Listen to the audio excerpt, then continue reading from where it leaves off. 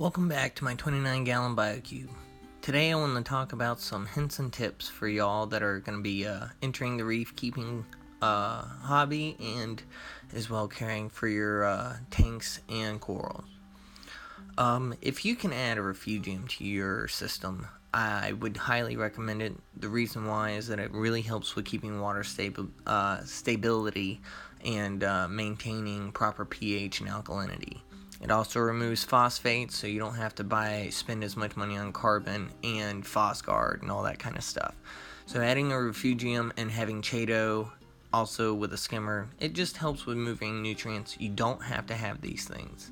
You can still maintain a wonderful reef just as so. Some things that you might want to consider is dosing, because dosing helps with replenishing some of the elements that you're not going to get just on your typical water change, such as iodine. Iodine is really important for helping the photogenic processes happen in zoanthids. So if you've been reef keeping for a while, or and you're having zoanthids like dying off or not doing well, before upgrading something big like adding a new light or anything like that, you ought to try dosing iodine. That's what I did, and my polyps are looking much better. But also, since adding this Hipargero 30-watt LED, I've had really good growth and great success. Everything's open every day. I just maintain, the ATO, so I make sure that the water stays stable, and I have really low amounts of evaporation due to how I've fitted my hood to my tank and still have Refugium and light attached to it.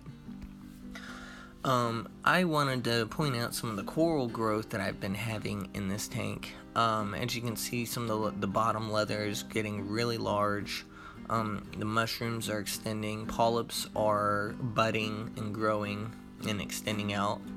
I have nothing but good things to say. If you look at, this leather coral up here on the right, it's grown. Same with this green star polyp.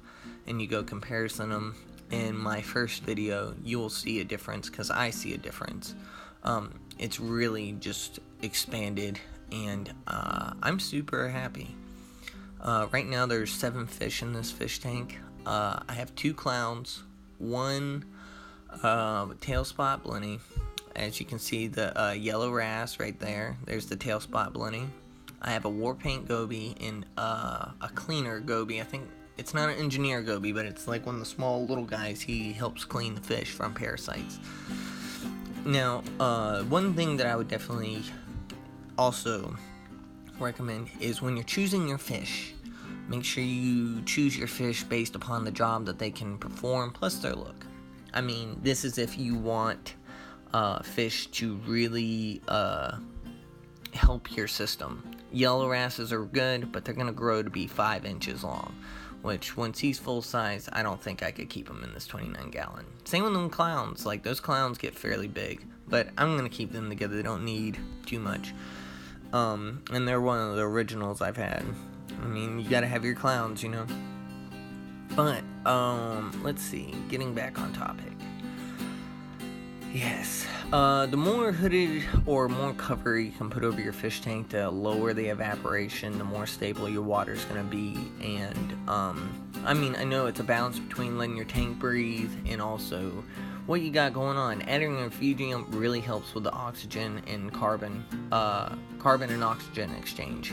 It puts a lot of oxygen back into the water and removes it, so the water just stays really good oxygenated, and flow is important. Plus, the shimmer off this Hipargero is just really beautiful. It's really pretty. It's better than any of the other lights I've had. I have nothing but good things to say about it. As you can see, it's still going strong. I have 1 SPS coral in here. I had somebody asking about that. It's over there on the top left beneath the green star polyp, and it has been growing like crazy. I dose a little bit of calcium too. I put it in my ATO water, and I just dose a daily dose throughout the week.